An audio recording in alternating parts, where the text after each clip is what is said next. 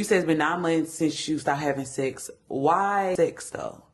Like, what made you say that was a part of the problem? Cause sex play on your mental. Yeah. It plays a big part. You can have good sex with somebody and just love them so much. You think so highly of them because sex is great.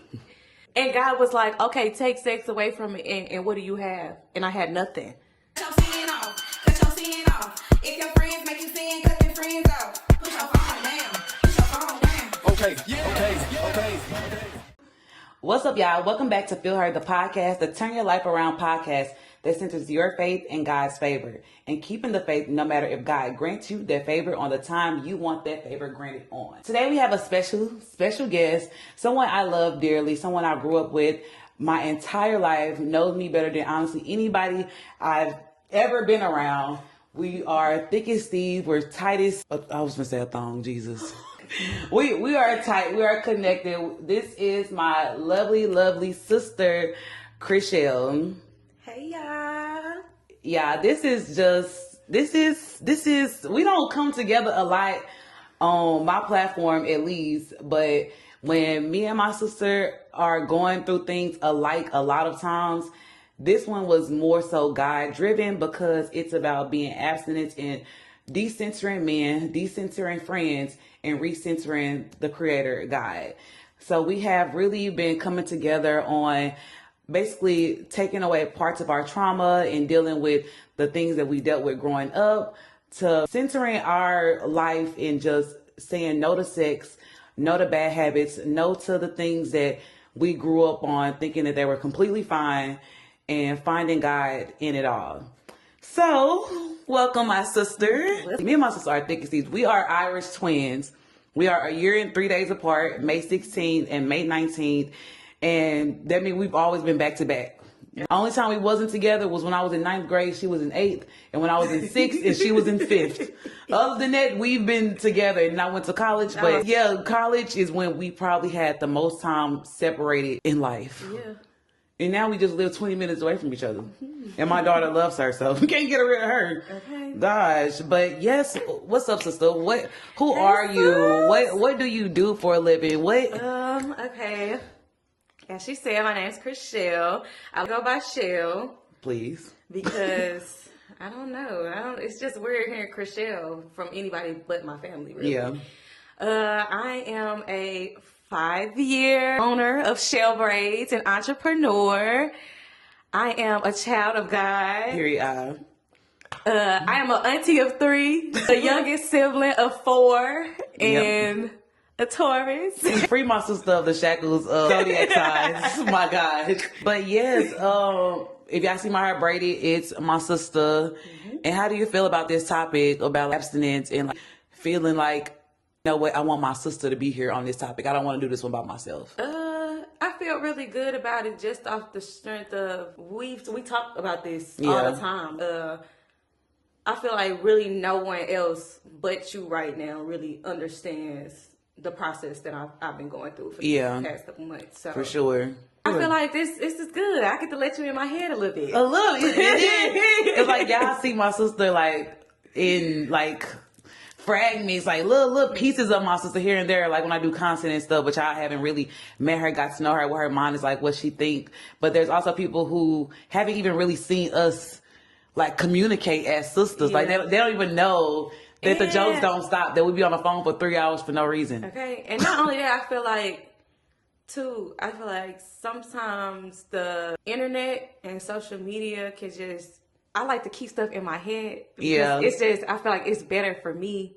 It's a safer place, I'm going to say. But yeah, I'm excited for this. It's something new. What made you want to talk about this publicly? You was just saying that like how you don't, like really you like to keep stuff in your head. What made you be like, okay, this topic, sister, yes, I'm okay with doing this one? I feel like it's really not a secret. Yeah. It's not a secret. And I feel like my journey, I feel like everybody's journey is different.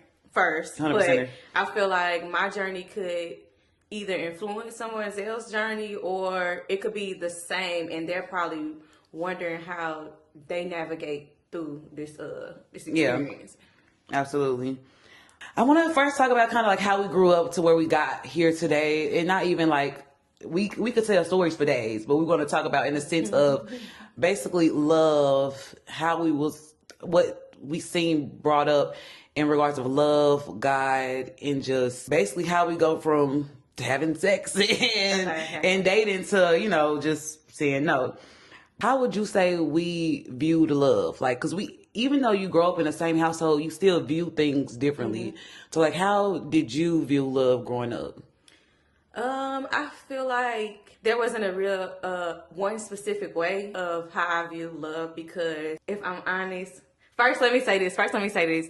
Anything that I say on here, mama, daddy, It's our truth. this is my truth, and baby, feel how you feel. Never cared. Respectfully. Oh, yeah, respectfully. Respectfully.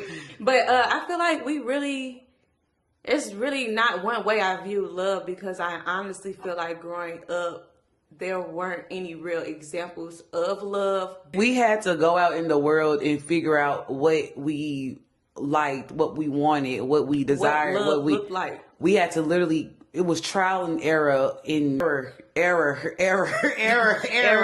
Like, it was nothing but errors because we didn't know. So we just basically being test dummies for different people and building trauma bonds, because what we saw as love is what we didn't think it was okay. It's like we learned what not to do, and we saw what like not to do, but we never saw what to do. Like how to date, who to date. Yeah.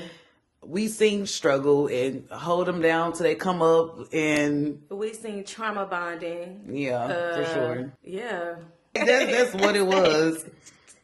So what shaped your ideas of the man you date? Like, what was some qualities back then that you were like, okay, my man has to do this, or I'm okay with this, but not this?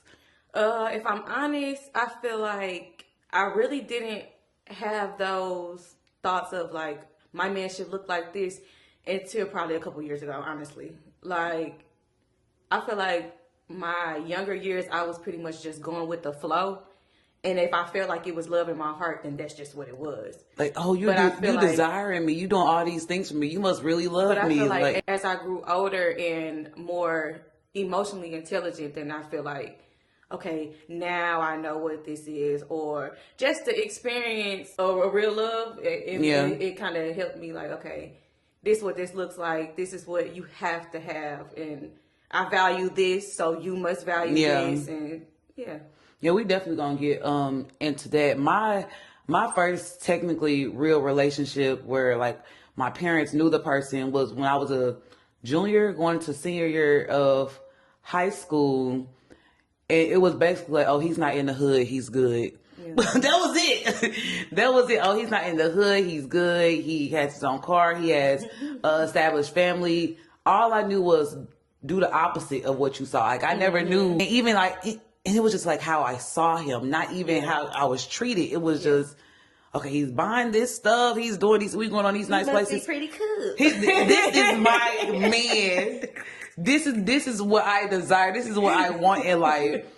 But it was still a trauma bond in a sense. It was like, I got this ghetto girl. She hood, she ratchet. Yes, like she brings out my black side.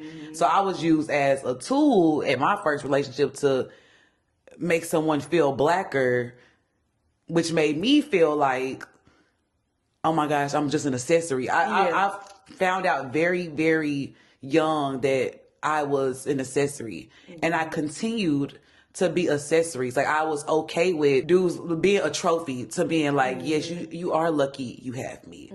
You should be. It's still that you still should be. But I was Don't okay. Get me wrong. Like, you still lucky. Like, you are, but I was just okay with being like, oh yeah, this is mine. Like, she do this, and that. And I had to prove a point to keep being a certain way so they can be happy that they could brag on me. So, and what about your first relationship? The one that you would count that say that shaped you in a way. Honestly, it wasn't a relationship. I had no relationship. The relationships that I did have, they just weren't. They weren't good examples of love. I feel like it was more so, like you said, an accessory. None of the relationships that I had were examples of what love looked like. I can say I had a close friendship with someone that I feel really loved me and wanted to take it to the next level, but it just wasn't there. But you just knew something in that wasn't what you wanted your relationship to be. So like it was like more of like a potential. I see what it could be, but it's just not. And then I feel like sometimes we lose focus when we think, okay, it should be like this or it could be like this, rather than just snapping into reality of what it really is. Yeah. So I feel like personally, I feel like I know what you're talking about. I feel personally that you were making the right decisions in that situation. Like even like what it could have been, would have been, that still just would not have been. Yeah. Like, so I definitely get that. How did that like shape you? Like, what did that mold you into? Like even that relationship? Because I feel like the relationship that molded you is the one that like I feel like it molded me. Gave you a piece of your identity. I feel like it molded me into being more reserved, more willing to receive. Because I felt like I gave so much to the other people that I saw myself in a relationship with that I didn't give space for them to do for me. Yeah. So it was like, I feel like that relationship, it was like I didn't have to give anything. Yeah. So it was kind of weird. Like, okay, you really accept me for who I am. You love me. And I don't have to give you nothing.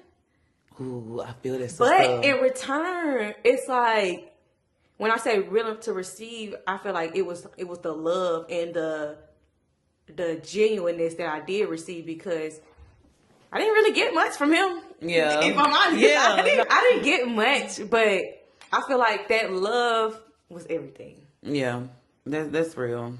And that's the one thing. I feel like the way we grew up caused us to be people pleasers. In a way that we gave so much so that we could receive. Yeah. So receiving stuff for nothing was like, it's something behind this. There's something behind why you're doing this for me. What's the motive? What you want in return? Like, don't trust it. You gonna ask me for something in 2 days, ain't you? Like a week from now, even if it's a month from now. I knew you did this 6 years ago because you wanted something in this moment. That's usually what it is, but okay. Look, because every time people talk about relationships, they based it off the opposite gender. So like if a man has mommy issues, you can tell by the way he treats women. How did our relationship with our father shape to you how you viewed me? Because like you're saying, because I feel like we talk about this all the time. So we like, I already know, because it kind of shaped us in the same way. But we still have had completely different relationships. Yeah. So that's like, the base of the relationships was always trauma. Whether it was my relationship, your relationship, the base was always trauma. But how we dealt with it was very different. Yeah. So how do you feel in regards of like what we saw versus what we dealt with? I feel like the stuff that how can I say this? I feel like the stuff that we saw growing up, it was always a man was doing something to a woman. So I feel like it made me want to be the one that did it to the man. Ooh. When I grew up. Ooh. So it was like, ooh, you never said that one. So I feel like it was like, I'm going to get you first. Like, I want to make sure I get you before you get me. When really, it was just a tit for tat. Like, sister, I feel that. Like, sister, I really I feel really that. don't know what to say but that. If I'm going to get you before you get me. Because, I don't know. I feel like I was always in survival mode. Like, yeah. Yeah. Like, yeah. I really feel that. Like, okay. You not finna touch me. We're finna fight. Where you? We're arguing. I'm gonna be the first to hit you. Yes, there's never thinking of how I would feel if somebody was to hit me. Like, I never thought that. It was always, okay, 0 to 100, I'm finna attack you. I'm protecting myself before you even get the chance. Yeah. But that's very unhealthy. It's terrible. If I am no longer that person. I would never be in a situation. If I even feel like I got to put my hands on you, that means you gotta go. Like there's nothing cute. There's nothing about wanting an aggressive person put me in my place in a way of manhandling. I don't want to fight you. I don't want to fight you. I feel like in regards to me, I feel like I had to do stuff for men in order for them to see my worth in a way that people around them didn't do. because Listen of though. what I saw. Like, I feel like even, like, it's like you try not to put your business out there, but it's just Yeah. like, even in regards of like having a father who like kind of came and went like as he pleased, but like we still had conversation and communication. So to the point where like I have access to you, Yeah. and I feel good with like these just regular conversations without seeing you so often. Like I have access to you, and then like when it was time for to be needed, it felt easy to do because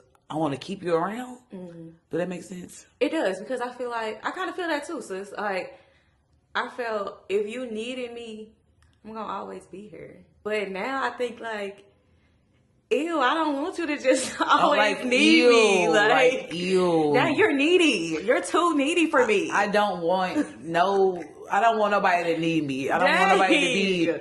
able to guilt trip me into doing something because I Yes. love you and I should do it for you because of the word love. And that's how I feel Love like don't be enough sometimes, and that's just it don't be that. enough no time. It ain't enough. It just doesn't. It's not enough. And I feel like that's every relationship I go back to is Ooh, built off okay, that. okay. You say it's never enough. I feel like in my case, it was enough. What? For that one person that I said, really Yeah. I feel like it was enough because, But he didn't get nothing from you. yeah. Okay. So it's like, yeah. well, the people who we keep giving to because we feel like they need us and like it's us that help them keep moving on. And we want people to do better so bad that we will help them do better and just be happy at the fact that we helped them did better. Like, and that's with friendships as well for me as well. But Yeah. now, after I had to go on this abstinence journey and this realization, it was really like, you are just doing this so they can hopefully give back to you, like how you poured into them. And that's how I viewed my relationship with my parent for a long time. So I realized even in whether it's your friend, your family member, when you have that type of relationship, it's better to be separate from it than feel like you're giving more than you're receiving. And that's in any relationship. I feel like when we was growing up, my daddy couldn't do no wrong. Like, Couldn't. even when I saw him do things the way I wouldn't have wanted him to, it just wasn't wrong. I feel like I just constantly made excuses for everything, and that kind of made me think certain stuff in relationships was okay when it's just really not. Yeah. And in regards of like relationships with man, how do you think, like, when did God become real to you? Were you like, because I feel like it always happens in like a deep, like a deep hurt. I feel like everybody get closer to God when it's something drastic happens. And for some reason, statistically, it's always when it's a heartbreak. Yeah. Yeah. So it's like, when did God become real to you when you knew you needed him to save you from a pain that a man caused, basically? Well, I feel like it's just so many. It's just so Like, many. Truly. I feel like as far as safety, like when we were younger, we seen some stuff that we shouldn't have saw. And I felt like knowing that my mama was okay and my siblings were still okay, it was like, okay, God is really he in control of all this. He got us. I feel like, of course, we grew up in the church, so God has always been real. But I feel like he was the realest then because we was kind of forced to go to church when we was younger. So it's like you can be forced to go to church and then feel like, I don't want to be here or I don't want to go. But that moment where he first popped in your head, it's like, whoa, like it hit different. But I feel like it was so many times after that he just kept letting me know, yeah, I'm here. Yeah. Yeah, I'm real. Like, I think when I knew God was like real was when we were sneaking off and doing stuff we wasn't supposed to be doing, going to parties in middle school. And we always made it home safe. and we were trapping, like we were walking 20, Mobbing. 30 minute distances to go party and lying to our mama and telling her we were somewhere else, that we wasn't. Like, granted, she never really checked in. Like, you didn't have phones back then. Yeah. We told you where we was at, and that was that. Like, You just believed us we so you didn't don't. have no contact with her at all whatsoever. But we had each other and like a couple other friends and family members. So we were all just like trapped walking in 7th grade, 8th grade. I hate that I'm thinking about all them times right now. Like in basement parties in middle school. Who house was we at? I ain't gonna say her name. Okay. I know it too. KW. Yeah, like just kids all in the basement twerking and having a ball. That's what we would call our version of a ball. And I'm like, wow, anything could have happened to us, but we were so safe. So that's when I realized, like, God is real. There's no way that people are getting kidnapped and snatched up and assaulted, and we get to keep getting back home and being safe. Like, and it happened so many times. I don't know how many parties we went to. Like, how many trapping and gun clapping we was doing. Like, it was a lot. But I'm just happy that we knew that God was with us. Like, we knew that we was untouchable. Not because, heck, it was just God. We could have easily been the next victims on a milk carton. So what was your rock bottom relationship that got you to where you are now in your abstinence journey? My rock bottom relationship, it straight wasn't even a relationship. I just saw it as being a relationship. Same. Like, he was the one I wanted. I had to have him, and I wasn't taking no for an answer. Really? Yes. Like, Ew. Ew, for real. Because I felt like I was so thirsty, so desperate. Like, and it's just you discussed this, so look at your face. You discussed I am. Because it's like, girl, are you crazy? But I just feel like I wasn't myself. He was making me depressed. Like, the fact that he couldn't be who I wanted him to be, it was depressing me. And it was making me sad and not want to do certain, like, shower or clean up or go to work. And I was just like, girl, are you seriously going to give him all that energy? Wow, that much power? You was stinking. I wasn't stinking, man. I wasn't stinking. But you're going to give him that much power? No way. So, since my communication skills are way better than they used to be, I communicated how I felt. And the response that I got, he really ate me up. Like, I had to get my face off the ground. But just not completely a full face. It was pieces because he just, cracked it. So, it's like, once I saw his response, it was just like, ew, again. It shouldn't be this hard. Yeah. Like, it shouldn't be this hard. And, okay, now I'm about to show you who I am. Now I'm about to show you that, okay, I don't have to deal with this. I don't have to tolerate this. So I won't. And from there, I was thinking, okay, I could just go find me another man. But I felt like a month or two passed, 3 months had passed, and I wasn't talking to nobody. And I was just like, let's go for 6 months. I mean, that's literally how you said it. Let's go for 6 months. Let's go for 6 months, and now we're at 9. I was just gonna ask you how long it's been now. Yay. You at 9 months, and it's crazy. Even though I've been dealing with people time again, like even though I kept dealing with people, I still feel like my rock bottom that wasn't a relationship was dude owing me money.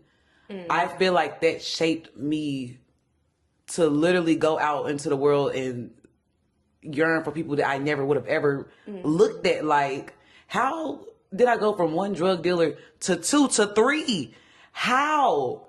When has that ever been my MO? How am I in high school going with a dude who got his family life together to being a freaking millionaire in a year dating drug dealers? Just doing stuff. That's literally what it is. Just doing stuff. Just doing stuff. I had to really realize why I was doing it. It was just for the simple fact that they had money and they could do stuff for me that I could already do for myself. That's what always got me about when I finally got to this point. Because it was like, you really was dating people that could go to jail at any second because they were buying you stuff. And you had more money than I haven't dated nobody with more money than me. And I was still searching for people with more money than me, or just had money, period, to do stuff for me that I could do for myself. When God gave me all that money, God was literally telling me, I'm your provider. You don't have to go and search for these people that don't yearn for me, that don't look for me to get what you want in life, because I'm giving it to you. And then he took it away. Everything he gave me, he took away. And I was just like, Why? I feel like for me it was God kept showing me signs because I was always asking for them. Yeah. He just kept showing me signs, and then I was saying, okay, I'm gonna stop talking to him. Then I'm gonna talk to him right now. And I never did it. And when I say God ate me up because I did it, he was like, okay, I really believe when God wants you to leave a situation and you don't leave it, it just gets worse. He gonna put. Oh, he You gonna gonna show get- you what you hell gonna get look pregnant. like. Like you gonna get pregnant. You gonna get sexually transmitted disease. Something will happen to where God Yes. was like, let me So show I you. feel like oh my gosh. he just kept reminding me like, why? Like, why are you doing this to yourself? Like, why are you doing this to yourself? Like, And I was just like, you know what? Why am I doing this to myself? I can't do it no more. Like, I literally had to just, and I straight said no more drug dealers. Then I met the third one. I was on like a 90-day abstinence thing from there already. And then I met one, had dealings again, and life just flew upside down after that. And now I'm going to church asking Pastor Jason to pray over because I don't know what's going on wrong in my life. and it's like I knew it. As soon as my life started going down the drain, I'm like, oh, it's because of this. Like I knew it. Like I didn't have to ask for a sign. I actually tried to pull away from God because I knew I was wrong. You was already telling me what not to do when I was doing it. and I really don't think God was, he did anything with my finances. I feel like, whoa, hold on. I'm sorry, God. He definitely increased my finances once I finally washed my hands with him through. Oh yeah, that's what he do that. But I feel like he was playing. Oh, sorry, God, not playing. I feel like he was really, my mental was in shambles. Yeah. And I feel like that's the worst thing for me because I'm all over the place once I ain't mentally sane. Yeah. And it shows on my face, on my body. I drop weight very quickly. Like, you could just tell when I'm not in a good space. But Yeah. I'm looking good now. When God, I feel like he hit my finances because I had so much to do. I feel like that was a part of my identity. Me having money was a part of my identity. So he hurry up and stripped a part of my identity. That's why I feel like that was the first thing to go. Your mental health is something that you really value and being happy and not being small. Like anytime somebody say you look small, It crushed me. hold on, wait, you think I'm a crackhead? Like you just, yes, because I felt like that. It was really sad, not fitting into my clothes, not wanting to eat, feeling like you just gotta smoke to keep your mind off stuff, or not wanting to be alone because you think about it when you're alone. Like, ooh, it's too much to take me back, and I'm getting emotional. So yeah. Yeah, that's why I had to realize, okay, God, I'm sorry. I was like, God, I'm sorry. I'm back. But now I'm back in a way I didn't even know I could get. I didn't know I could get here by going to God. I didn't know it was going to give reading your Bible from the beginning and becoming saved in the way I didn't know what saved was. I didn't know I was going to be helping out. I just didn't know I was going to get here. All because of pain that I put myself through and God let me go through it. People always say, oh, why don't God get you out of stuff? Baby, I did that to myself. Yeah. And he let me feel it so I can come back to him. And I appreciate that. But I don't feel like it was just a man though, like, or a dealing that I had with a guy that kind of pushed me to where I am now, because last year was a really deep year for me. Very, like, it was so much clarity and discernment with last year, and it caused me to cut off so many people. Like, Yeah. it's like, wow, God, you really don't want them around me? But okay, do you? Who next? You saying I deserve more. Yeah, who next? Like, snip, snip. Like, but so you said it's been 9 months since you stopped having sex. Why sex though? Like, what made you say that was a part of the problem? Cause sex play on your mental. Yeah. It plays a big part. You can have good sex with somebody and just love them so much. You think so highly of them because sex is great. Not knowing the emotions they carry within themselves, or emotions of the person or energy that they have sex with before you. Yeah. Like soul ties and stuff. It's real. It's so real. Absolutely. So I feel like really because the sex was great, I was like, this could be great. And God was like, okay, take sex away from me, and what do you have? And I had nothing. So it was like, okay, I was so drowned in, or my mind was so clouded Yeah. When having sex, I was like, okay, let's take away sex and let's see how I think. Let's see what I want now. Because when I was having sex, it was like, okay, let's get some more. Like, let's do it again. Why not? I'm already doing it. But now it's just like, I'm picky. I'm real picky. I get the ick. They just give you the ick. And it's crazy because I'm like I know that soul ties are real, but I personally don't feel like I've had any. I've never been emotionally available enough to, like, sex was just a part of what I feel like I had to do to get my way. It never was because I just enjoyed them so much. It was more of a manipulative tactic that I use. So when I realized that, like, I'm not even just, or if I'm drunk, it's either drunk or because I'm doing it to get something that I want. It was never because I actually, oh my gosh, it sounds so bad. It's never because I liked them, enjoyed them. It's because that they enjoyed it, which helped me get what I want. Like, that's really all it was. And God showed me that. I'm like, God was like, you're using your body to get things that I could do for you. You said you skank, but that's basically what he called me. And I was like, that's so true. Like, I don't even have those desires. And even though we stopped having sex, we also did something else. You're not never finna say that. We finna say that. I'm putting both of our business out there. Girl. But I feel like that's a part of it. That's the same. Abstinence, people think abstinence is just like not having sex with someone else.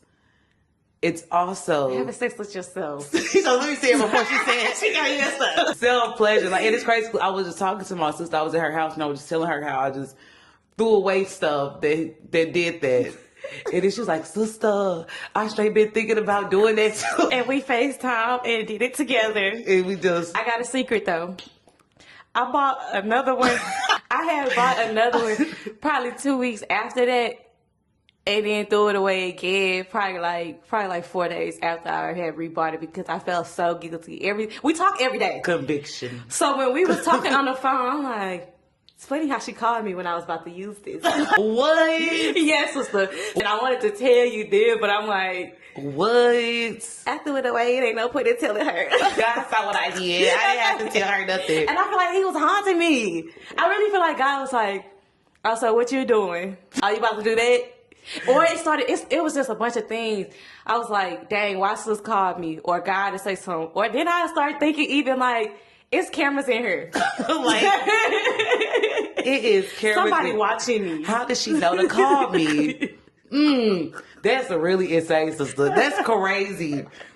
We straight old face out like we're both gonna throw them away and then you sneak it. But congratulations on your conviction and deciding to do that still, because you could have never told me that. Things I find out about my sister today. Number one, like what have you struggled with in regards of no sex? Like, have you had any struggles? Like, I want to say the first 3 months was hard for me. Right now, I don't think I have any struggles now because it's just like, I feel like once you go so long without something, it's a mental with everything. Yeah. Because I went a month without smoking weed before. Like, I really feel like everything is the mental. I can't do it to where you really can't do it. But if you really push your mind and focus on one thing, then...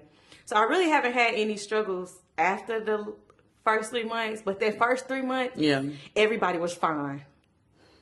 I'm like, oh, he ain't even really that ugly. What's up under them pants? We been honest. What's up under them pants? That's a tall tree to climb. That's my mind the first 3 months. But now I feel like it's like, I wonder. Congratulations. He ain't did nothing for me. Yeah. I feel like, and then too, I feel like I just wanted to mean something. Yeah. When I finally do that, because I'm 27, I want a kid soon. And I ain't about to just hop out there and just have no kid with somebody that I just randomly thought of. Please don't. Oh my gosh, I pray over my sisters every day. Girl, I won't. Please. And it's just, you haven't decided to wait until marriage.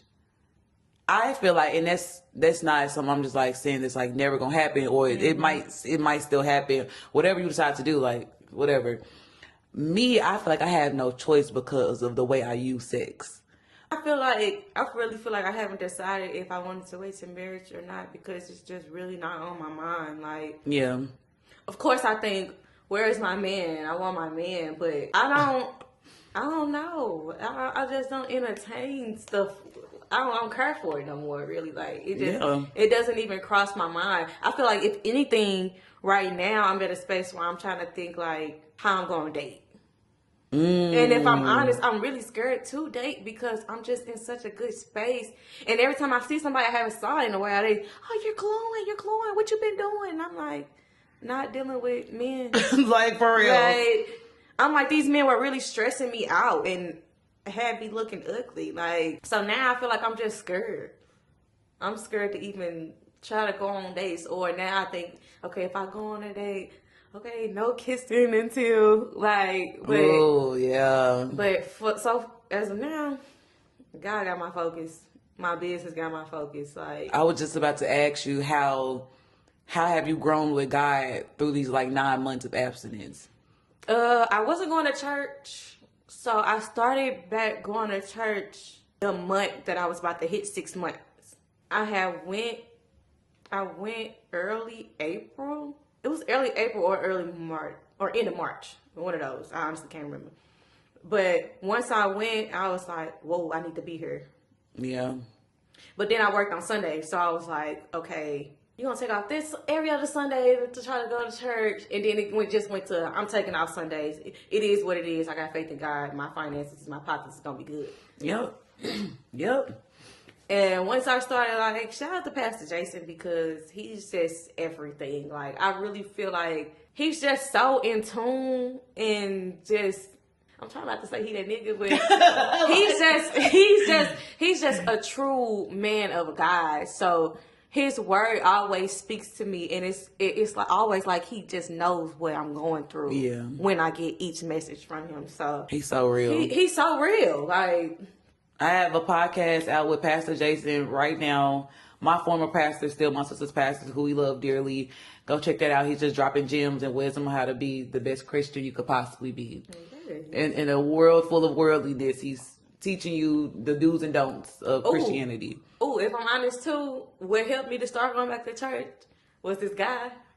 I saw this guy was going to church so much. To our church? What's your church? Oh, yes, yes, okay, yes. So yes, this guy, I wanted to date him, and he would post his Bible every Sunday, and that he was in church and like different scriptures and stuff. And I hate that I wanted to go back to church because I wanted to date him. Let's be real. I'm like, oh, he's in tune with God. That was so attractive to me. Yeah. So I'm like, I get that. I'm like, what if he don't date me because I don't go to church? Like, so I'm like, I want to go back to church. And I talked to him and I was telling him like, I want to get back to church. I see you go to church. He was saying he was going to invite me to his church, but we never really made it to the dating phase because I found out some stuff. Yeah. St. Louis is a small city. I feel like he really pushed me. He gave me a little push to go back to church too. And now I'm happy that I'm back in church for me and not because I wanted to date him. It be like that. Yeah. God give you a push because God will give you a push. And it's just so rare, it's rare for our generation of men that goes to church. Like, and now at the airport just today, sister, I saw a dude with a Jesus sweatshirt on. I said, glory. For real though. He was fine too. I went up to him, I was like, where you get your sweatshirt from? He was on the phone. I couldn't ask him all the other questions I wanted to ask. Like, what church you go to? No, this girl's about to... That's my pickup line. What church you go to? Oh, I thought I saw you at church. I didn't see him at all. I saw the Jesus hoodie. I'm like, glory. It could be just for decoration. He not in his Bible, in his He word. could just believe in God and don't go to church. Yeah, but I would have found that out. I didn't because he was on the phone, but there was a nice sweatshirt. Right there. He didn't go to church. What would you say to somebody? Because you say it haven't been hard for you. I think for me, it just got hard for me. Mm-hmm. I was saying that because out of nowhere, I haven't been dating. I haven't went on a date or nothing. Oh, technically in October. Ugh. That's so annoying. But I haven't been dating or anything, or I haven't even thought about dating. And then God told me to not date for 6 months and not to drink liquor for 6 months. And I really didn't understand it until I saw something so fine. Something so fine, so fit, so tall. Yeah. like, look. And I was like, oh, you told me not to date because I would have taken his advances and used them. He lived in a different city. I would have been in that city. There's a reason you told me not to date. And this person that he brought into my life served a purpose that I needed, which like how dude was, he served a purpose that you needed. I'm like, oh, so I'm glad I obeyed God in that moment, because I could have been like, oh, but maybe this is him. It's not him because you just told me not to date for 6 months. It can't be him. But something so fun. Like, and I was like, now that he told me not to date for 6 months, in my head, and I just came to this realization a couple of days ago. In my head, I'm like, oh, God prepared me for my husband. He gotta be. Because why would you tell me not to date for 6 months? But no, God prepared me for this ministry and this event that's happening in September, which he still could be. I still feel like everything that I'm doing right now is preparing me to be a better me. Not even to be better for a man, but to be a better me. And it's just like, throwing in no dating for 6 months, and now my radar is up. Now everybody I meet is my potential husband. Yeah. That's irritating because I didn't used to think like that until I heard that. Yeah, it was always given like, maybe I'll meet him when I go to Dallas. Maybe I'll meet him when, but honestly, I just feel like I haven't even thought of that because I don't know. I feel like he's still working on me. Yes, absolutely. And now I'm praying to not only for the perfect. Now, nobody's perfect. Let me not say that. Yeah. Not only for a man that's for me, but for me to be ready. For him to be everything to me that I want. For me to be everything to him that I want him to be to me. Yes, I'm gonna get into that soon. Don't even worry about that. I'm getting into that soon. What would you say to someone who feel like abstinence is a punishment? I always tell them only the strong survive. Like, you can be very weak. There's a lot of weak moments. All I can say is just plant your feet and keep them there. Like, if you have to think about the past and what you recently went through, and that keeps you from making that same mistake over, do that. But my slogan is only the strong survive. Simple, because you gotta be strong to be able to say no to certain things. You gotta be strong to keep pushing forward. You gotta strong enough to love yourself. Yeah, and even with that, it's just like, I'm like, do you want to take that risk of backslide? And God, do you in? Like, do you in? Like, and God show you in a way that you haven't been shown before. You can't keep thinking he gonna forgive you, or you did so good, you deserve this, or you can do that because, like, people easily, I can repent. I could just ask God to forgive me, which you can. He will. That don't mean he ain't gonna do you in. Like, and that's why I just be like, you gotta ask yourself, like, are you okay with accepting the worst out of whatever you get yourself into with that person? You don't, and it's gonna be the worst, especially when you do good for a long time. Or you gotta just ask yourself, how does this benefit me? What do I get from this? Simple.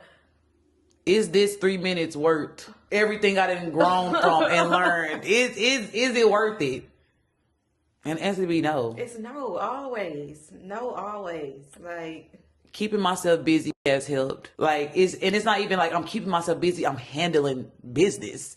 I feel like keeping myself busy was doing nothing for me for a point of time. Because I feel like I was so busy that I don't even have time to really get deep into my thoughts of what I'm doing or what I'm going through. So I feel like my times is really at night when I get off work, that drive home from work. Like, those are the times where I get deep into my thought and just know that this is for me. And then you gotta think, sometimes you might think, oh, I feel lonely. As soon as I feel lonely, God, thank you for being here for me, because I know I'm not by myself. For real. Ooh, real. That's so real.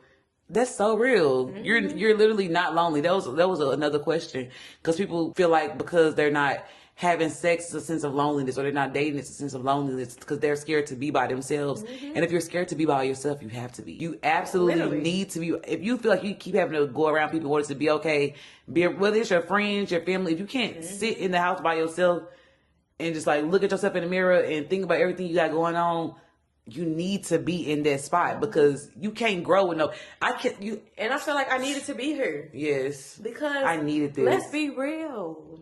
I'm a catch. I always had. I've always had me a roster. like, regardless if you was the person that I was with, I knew I had other people that wanted to be with me, and I could drop you for them anytime. Yeah. So the fact that I do not have a roster, at first it was like, me? I don't have no men.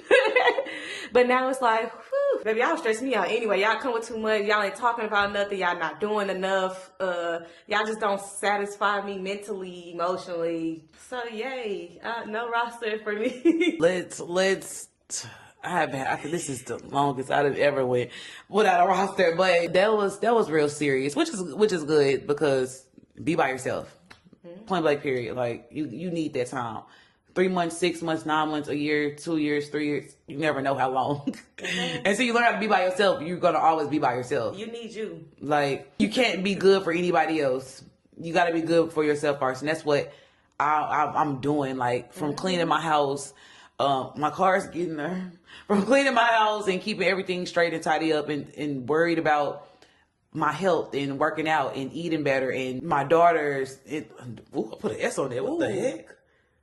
I almost rebuked it. Don't take a test. A Virgin Mary if I go take a test. What? Do I have the next Messiah? I doubt it. I truly doubt it. What? You know, and relationships are a big topic on social media all the time. The Black community. Just give me 2 green flags that you didn't consider at first until now. I can go first since I already know. I always thought somebody had to have a struggle in order for me to relate to them. And now I don't feel like that no more at all. Okay. I feel like now I am okay with dating a full-blown nerd, a full-blown white-collared, a full-blown someone that has nothing to do with poverty. He didn't grow up with his lights being cut off or stuff like that. That is a type of person that I'm okay with dating now. That's a green flag to me now. I don't have to fix you. Okay, go ahead. Emotional maturity, and I say self-control because I feel like at first I like that one. you having self-control is okay. I'm upset at this time right now, but it can wait till we get home for us to talk about it. Yeah. Or everybody at the table don't know we into it because I'm upset for a minute. That's a good one because I feel like if you're not on me, that's the problem. Why you not on me? But now I'm like, to meet a man and he's saying he's waiting for marriage, that would be the biggest turn on ever. That would be the biggest green flag ever. Like I would have never thought of that as a green flag. Or because I used to use sex for manipulation. And then I say emotionally maturity because it's like this society makes it feel like men can't cry or men can't express themselves a certain way. It's something so attractive about a man saying, "Hey, babe, you made me feel this way, and I wish you something like." Rather than cause you done pissed me off and I can't do this, throwing everything over like cracking plates and punching walls. That ain't the way you tell me something that I done made you mad. What like since we said like our green flags, I'm gonna clip this and I'm gonna save this for your time. Okay. If you look in the camera right now, what do you want to say to your future husband?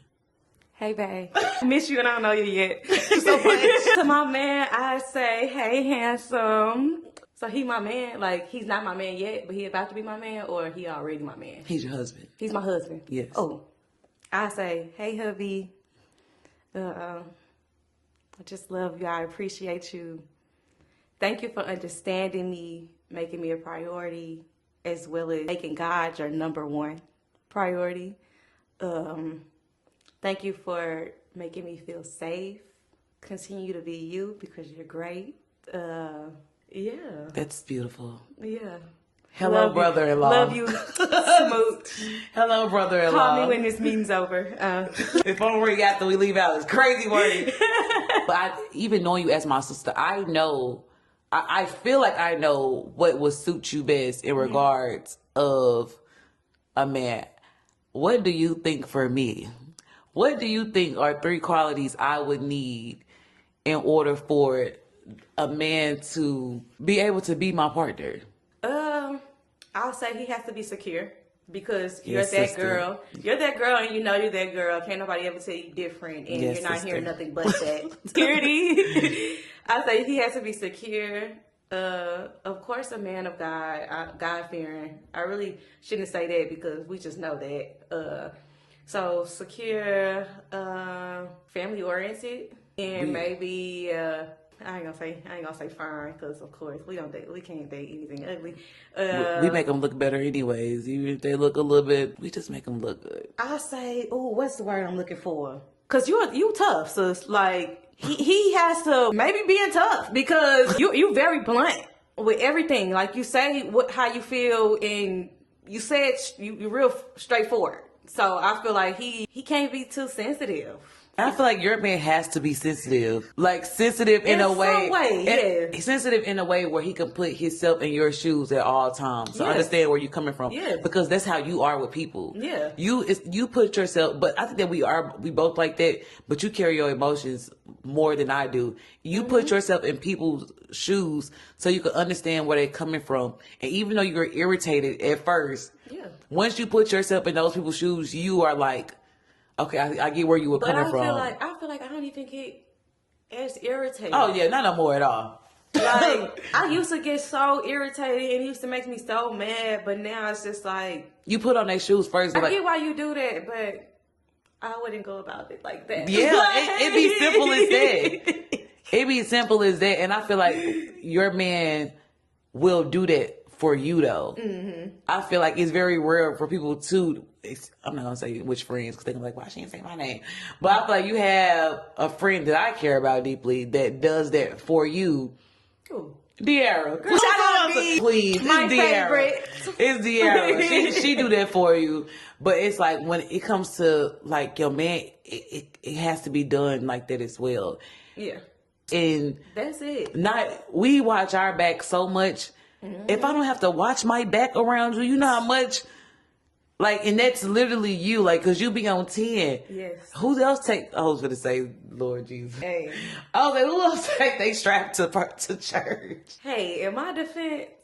Who else? Like, I don't know nobody that have they strap on you more than you do, and it's just because you know for if God got you. But next up is that piece of steel. Like, Yes. And can we talk about why I feel that way? Sure. My experience. Okay, so I had a boyfriend when I was 18 or 19, and him and his sisters went into the store, and he was always big on lock the door when I get out the car, or don't be all in your phone while the car's just running and stuff like that. So it was at a liquor store, and a guy tried to hop in the back seat of his car, but me being so alert, I was looking dead at my boyfriend and his sister when they was at the store. So soon as I saw that light come on, I instantly looked in the mirror, but instantly turned around. But it was something that was in me to tell me to have the gun on my lap as if I was just ready to protect myself or defend myself. So I looked to the back, point the gun at him like, you gonna get out? You gonna get out this car?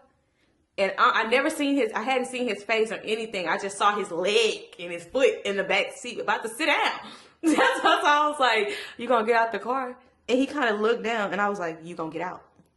And he got out. But then when my boyfriend came out, I'm tall, dark skin, 6 foot, dress, navy blue shirt, blue jeans, called it out. And I was so shook up. Like, nobody could get close to me for about an hour or two because I was just like, what just happened? God is real. Yes! God is so real because anything could have happened to me. It was like, what if he had a gun too? And he shot me before I could even get a shot off. Like, anything could have happened. What if all his partners jumped in the car and drove off with me in a car? Like, it's just so many things that came to mind. But it was like, God really had me.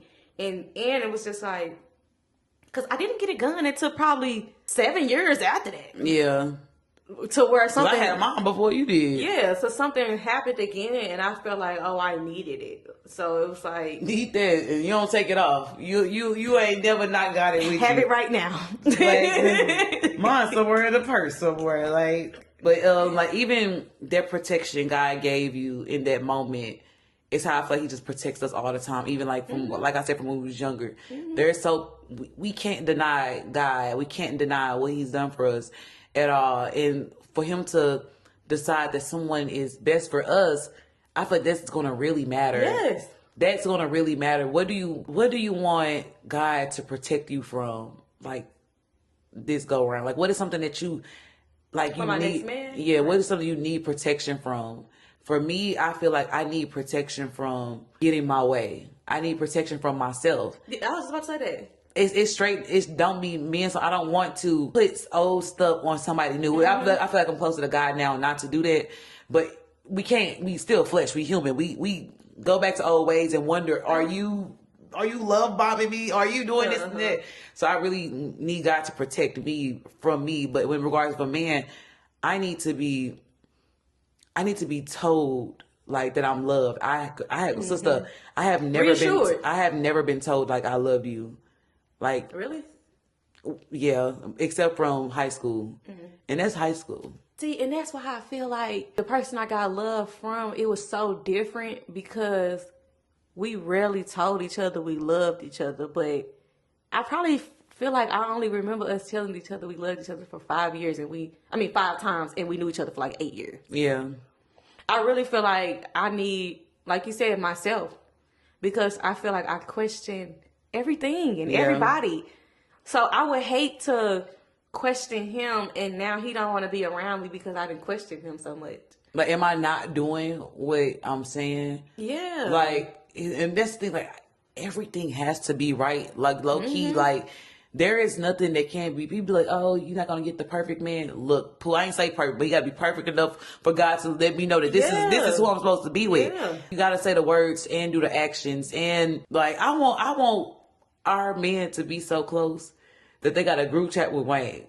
Like, not for real though. Like, not I want for real though. my man, your man, Sandra's man, I want all of them to be close. Go hang out and yes. Man, your sister was tripping the other day. Like, for real. I want them to be asking each other questions about what they should do for us because they heard us talking on the phone at one point. Oh yeah, she did this, you should do this. Like, I want them to be so close because we're so close, and it's just like we, like you said, family oriented. Oh, that's important. It's so big. That's so big. We too close That's for that. so big. We too Like, close for real. that. Like, we too close. So it's a red flag when a man tells me he don't speak to none of his family. Like, what they do to you? You the problem. Like, do they not believe in God and they atheists or something? Like, you gotta give me some. I had a guy tell me it was so many things wrong with his family, and me being around, I started seeing some of the things that he was talking about. Yeah. But I feel like he told that story so much he really believed it, and that's not even really what happened. Yeah. So I'm like, dude, you the problem. They problems too. Delusions. But you the main problem. Delusions. But I kind of want to use like the rest of this time to pour into the viewers who are watching this, because either this popped up because they've been thinking about going abstinent. This popped up because they have been feeling lonely. This popped up because people are also waiting for God to send them their man after they've been in a season of waiting and feel like they are working on them. Like, what advice or what would you say to a woman watching who's either just starting, been on this for a while? Like, just what words of encouragement would you give them? I say, because I can't say it gets easy because everybody's journey is different. But I can say when it gets hard, don't try to lean towards humans. Yes, don't lean towards men. Go for God. Pray on it, no matter where you at. Love the space that you're in. Don't feel like you're missing something. You missing something, or since they're doing something else, you have to do something else, or you can't share your experience with somebody else because you feel like you're gonna be judged. Be proud of the space you're in. No matter who getting married, no matter who getting in a relationship, no matter who getting proposed to. Focus. Journal. Journaling really helps. I can't say a specific time to journal. When it hits your mind, you write it down. If you don't have your journal with you, your notes is always a good space. I love a good voice note too. Try not to take so much in from social media or other opinions from, I ain't gonna say podcast because we on the podcast. But like, not this one. This phase, baby. But try to have a mind of your own. Yeah. When you feel like you need someone else's opinion on your situation, that you really need God to give you what God need to fill your spirit, what you need to hear. And when you talking to God, be very specific. Don't say, "Oh God, I want a man." You say, "God, I want a man that's God fearing. I want him to be responsible. I want him to be more like you. I want him to respect me, understand me, be family oriented." Like, be very specific, like, and make me ready for him. Literally, because I pray all the time. I say, "God, just bless me to be everything to him that I want him to be to me." Yes, because, same. Because I'm a handful. I'm a handful, but I'm not hard to deal with. Yeah. How do you protect your heart while also still being open to love? It's pretty much just, like I said, standing on what you believe. I write it down. So if I ever feel like I lose sight, I go back and reread what I wrote down just to make sure I don't swerve lanes. Yeah. Pray for God to keep you focused and guidance and clarity and discernment and removing people. Yeah. I always ask God to reveal and remove those. But after I asked him to do that, I asked him to help me with grief of those relationships. Because those are important relationships. It's always going to be hard. I feel like every relationship that I've ever valued, it meant so much to me that it was hard to cut them off or hard to not deal with them the same way. But I just really had to grieve and just know that, okay, everything won't be how I want it to be. So yeah. Yeah, for sure. Pray, y'all. Like, so. Pray. That's all you need. Ooh, pray that you prepare for the test and the obstacles that come too. Cause I was just saying, oh, I'm good. I've been good with my abstinence journey. Then he brought some toss, I'm fine. And told me to stop dating right before that because God knew me better than I knew myself. He knew I wasn't going to pass that test if I was drinking liquor. And it's not just off what you see, too. Pastor Jason, my dog, he taught a sermon that was pretty much about controlling your mind. Y'all, when I say I was thinking of something that I shouldn't have been thinking of, and a gospel song came across my TikTok, and I'm like, ain't that something? I love stuff like that. Ain't that something? I love stuff like that. Controlling your mind is big because I can say, yes, I'm being abstinent. Yes, I'm waiting for my man, but I can't be on a straight path when I'm still thinking about sex. Like, it just don't work like that. Yeah. This is actually my last question. How do you stay full knowing that you do like want a husband, you do want kids one day? How do you stay full when you don't see it like in sight? I just know what God has for me, nothing can come. Yeah. Nothing can be in the way of that. And I just know that I'm a great woman. Like, I am meant to have all that. That's for me. Can't nobody else make me think that. And that's the thing about me. Once my mind is made up of something, it's really hard for me to think of anything else. Yeah. And that's why I say only the strong survive, because you have to be strong minded to constantly think how you think rather than in taking someone else's perspective or opinions. And that strength come from prayer and believing in God. Yes. We can't do it on our own strength. We would fail. We would fail if we did it on our own strength. You have to ask for. You have to pray for their strength, and God gives it to you for you to exceed. So if you feel like you are weak, how much strength are you giving to God? What are you giving to God? Are you praying? You can't even feel like you're weak. Like, you just gotta say, and if you do feel like you're weak, okay, God, I had a weak moment. Strengthen me. Give me strength to move forward. Give me strength to push through. Like, that's it. I just stay full off that. And honestly, I feel like my grandpa helped me too. Him and Grandpa Ben. Yeah. Because my Grandpa Ben, I've only seen him in one, I'm going to say only one relationship, because we never seen him with Grandma. Yeah, we seen him with the one lady. Yeah. The way he was, like, Grandpa was so reserved. Like, he was so laid back, so chill, but he treated women with the utmost respect. Like, and when they didn't treat them with respect, like, that's both grandpas. Yes. When women acted funny with them and start trying to get their way, they had so much self-control. They just cut them off. You gotta go. Like, my papa told these women they had to go. Like, I'm not dealing with your nonsense. God, teach me to take away my nonsense before. But that's me. And I feel like that's how I knew this journey was for me, because like I said, when I didn't get the response that I felt like was supposed to get from that guy, it was easy for me to just walk away from there. Okay, I don't have to deal with this, so I won't. Yeah, 100%. Like 100% is right. My last question before I close out. Well, I should say that. Yeah, you did. I did. She's just like a pastor, yeah. Like literally, like oh my God, the doors of the church don't be open at all. But there's so many different religions, so many things people pray to, so many things people use to quote unquote put stuff into the universe so that they can have all of these blessings that we know that only God can give us. Why do you accept Jesus as your Lord and Savior? Why Jesus? Why not?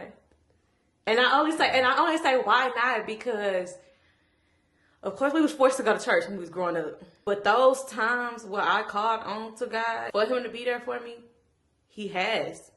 I feel like there's never been another reason for me to try to go a different route and figure out something else. He's always been enough. Yeah. So it's like if life is good right now and God got me and He's showing me He got me, I'm gonna stick with what I got. And when it get rocky, He always there. I pray to be back in the space that I'm in right now.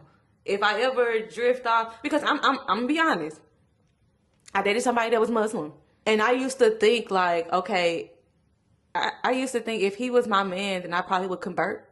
But God took him away from me. got him gone. He said, get him out of here. Thank God. And once He said, get him out of here, I was just like, thank you for bringing me back, my focus back on you, because this is enough.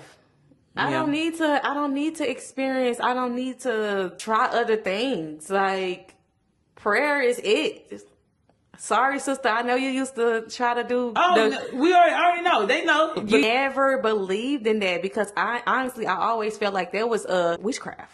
Yeah. I thought it was witchcraft, or it was just, I don't know. Like yeah. I never told you this. I never judged you for it, none of that, because I'm like, she on her own journey. So you see, that's two things that I try not to get into is religion and sexuality, because I'm just a firm believer of what I'm doing for myself. Like what's for me might not be for you, and what's for you is not for me. But Jesus is for us. Jesus is for us. Jesus is for us. That's my dog. Like, Jesus is for us. But yes, y'all, this is my sister, my little sister, my Irish twin. And thank you so much for being here. I feel like this is a great conversation. I feel like this is a great episode. And I really hope that y'all have felt what we put into this episode. Any testimonies, any questions, anything that y'all have, you can put it in the comments. I will be responding to all comments because I want to know how y'all felt about it, y'all favorite parts, things you disagreed with, things you agreed with, things you want to see more of. If you want to see my sister again, give us a topic, and hopefully she would love to be back. So thank you so much, sister. Of course, sister. Make sure y'all keep the faith, y'all do the work, and y'all trust the journey. And I will see y'all next time on Feel Heard, the podcast. If your friends make you sin, cut them friends off. Put your phone down. Put your phone down. Okay, okay, okay.